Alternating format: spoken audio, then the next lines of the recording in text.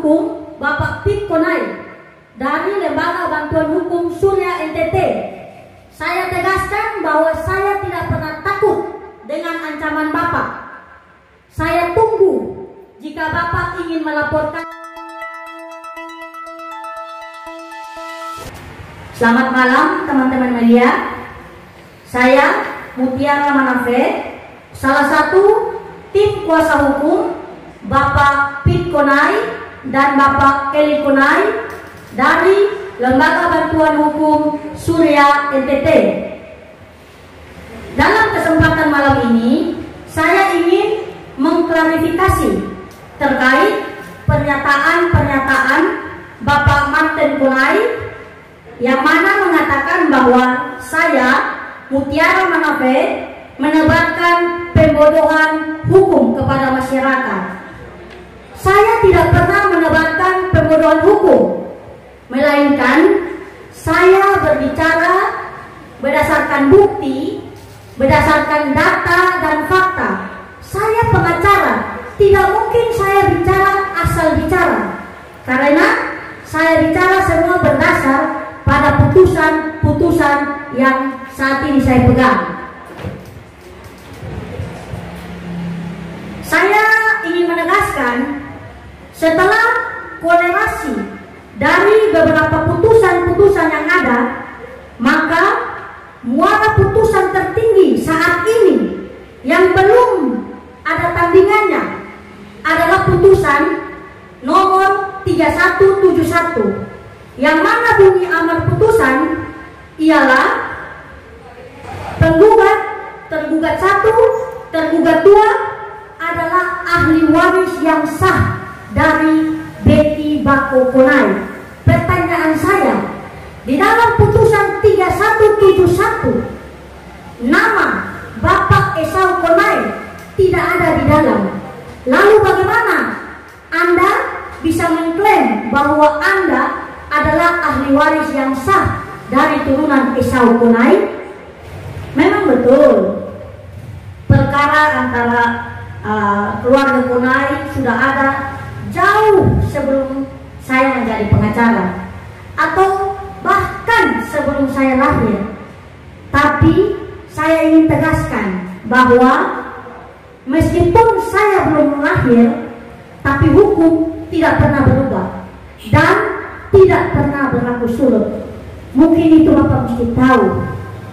Berdasarkan pernyataan dari Bapak Martin Konai yang mana mengatakan Bapak Esau Konai menarik diri dari perkara nomor 3171 karena sadar sementara berperkara dengan Pit Konai alias Pit Yohanes selaku penggarap tanah, bukan sebagai tuan tanah.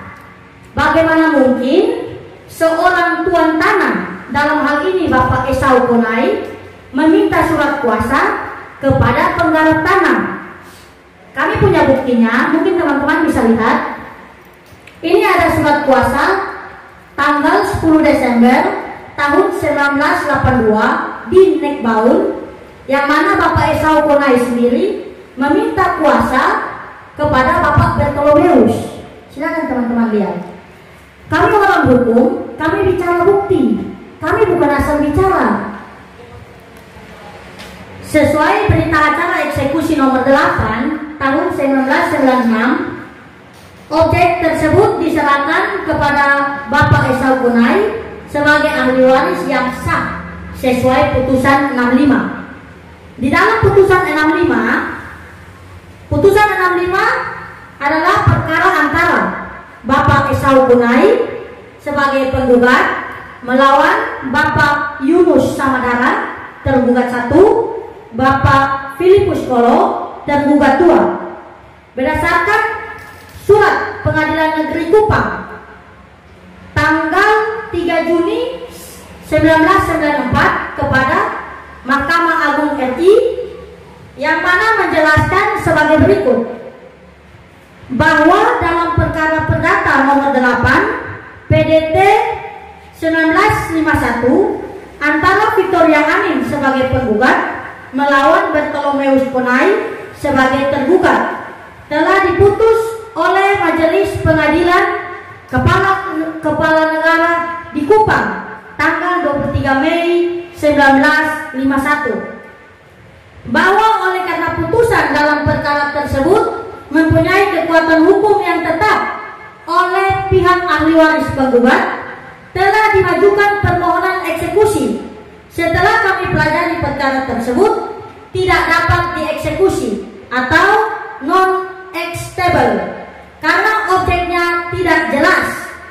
Dalam hal ini, persoalan tersebut sudah kami laporkan kepada Pengadilan Tinggi Kupang sesuai surat kami tertanggal 27 Agustus 1993, bahwa karena perkara tersebut tidak dapat dieksekusi sehingga objek tanah sengketa masih dalam kekuasaan ahli waris dari tergugat dalam perkara di atas, dalam hal ini Bapak Bertolomeus Konai, bahwa dalam perkara nomor 65 garing PDT garing G garing 1993 garing PN Kupang antara Esau Konai sebagai penggugat melawan Yunus Daniel Samadara CS sebagai tergugat, objeknya adalah sama dengan objek perkara nomor 8 tahun 1951 yang tidak dapat dieksekusi karena objeknya tidak jelas,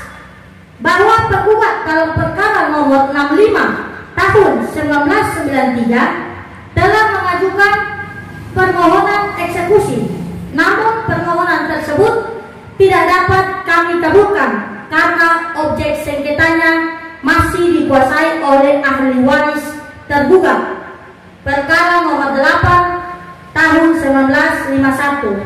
Sedangkan ahli waris tergugat dalam perkara nomor 8 tahun 1951 tidak termasuk pihak perkara nomor 65, yang mana ahli waris tergugat dalam hal ini Bapak Bertolomeus Konai tidak diikutsertakan dalam perkara nomor 65 tahun 1993 terkait ancaman Bapak Martin Konai, yang mana akan melaporkan saya atas dugaan menyebarkan pembodohan kepada masyarakat, menyebarkan pembodohan hukum.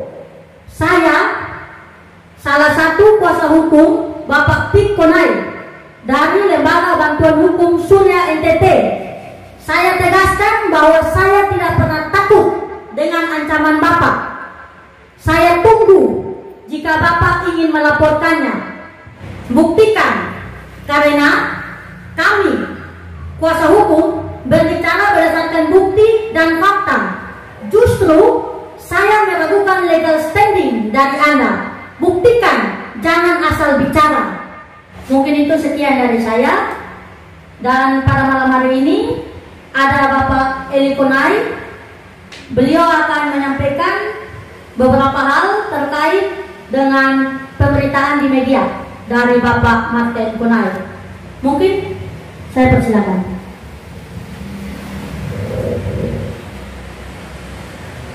Baik, terima kasih. Saya ucapkan kepada rekan-rekan media yang sudah berkenan hadir dan meliput berita ini. Saya tidak berbicara soal putusan-putusan karena sudah diulas atau sudah dijelaskan dengan rapi oleh kuasa hukum.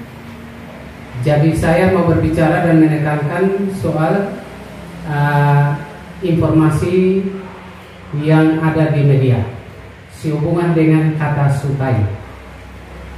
Saya ini tidak pernah menyangkal bahwa saya ini adalah anak dari Yakub Sutai.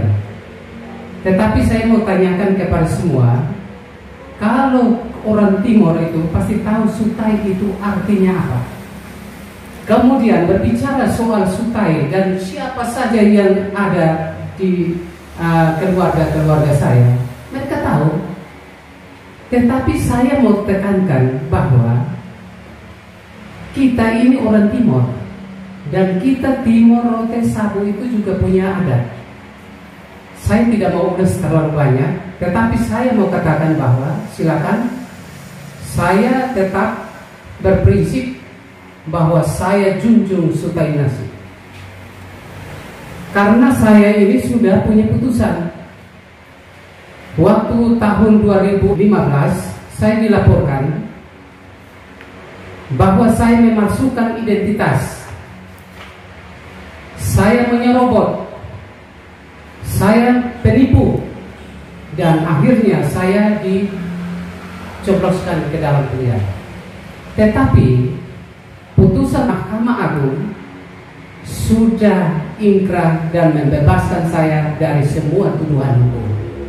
Jadi tuduhan-tuduhan seperti itu saya kira tidak ada dasarnya.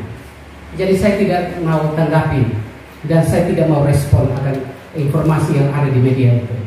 Apalagi Yafet Koyanan. Yafet Koyanan itu umur berapa? Kok dia mengaku bahwa saya punya bapak angkat? Saya punya bapak angkat itu hanya satu, yaitu Bapak Forkes Konani. Itu bapak angkat saya. Kemudian soal Ibrahim Haileke. Ibrahim Haileke itu kan hadir pada waktu dibuat surat pernyataan pengangkatan ini. Dia dusun, aparat desa. Kok dia mengatakan bahwa dia minta Kapolda NTT untuk tuntaskan penipuan yang saya lakukan. Penipuan apa? Dan dia rasa rugi apa? Saya ini masuk ke Konai bukan baru sekarang. Orang tua saya sudah berkomunikasi sejak dulu. Jadi saya tidak mau menanggapi terlalu banyak. Saya hanya menekankan, jangan membalikkan fakta yang sudah ada sekarang dengan mencari salah-salah yang saya lakukan. Saya tidak mau. Lebih baik kita selesaikan ini semua dulu. Apakah putusan-putusan yang sehubungan kepemilikan tanah ini, apakah Esau atau Bartolomeus? Itu kita tuntaskan itu dulu. Dan saya mau tekankan lagi, apakah saya ini menjalankan tugas sebagai juru bicara atau memegang kuasa asli dari Bapak Ibu, kemudian saya jalankan, kira-kira yang rugi itu siapa? Jadi saya harap kepada Martin Konai supaya kalau memang dia mau cari saya punya identitas dan silakan, saya tetap ada dan saya merasa bahwa saya tidak pernah merugikan orang lain. Saya kira itu saja. Saya tidak banyak komentar karena saya kira sudah cukup banyak yang sudah disampaikan oleh kuasa hukum saya. Terima kasih. Saya kembalikan kepada kuasa hukum saya. Ya, terima kasih untuk penjelasan singkat dari Bapak Eli Konai. Itu sekian dari kami. Terima kasih untuk teman-teman media semua yang berkesempatan hadir. Selamat malam.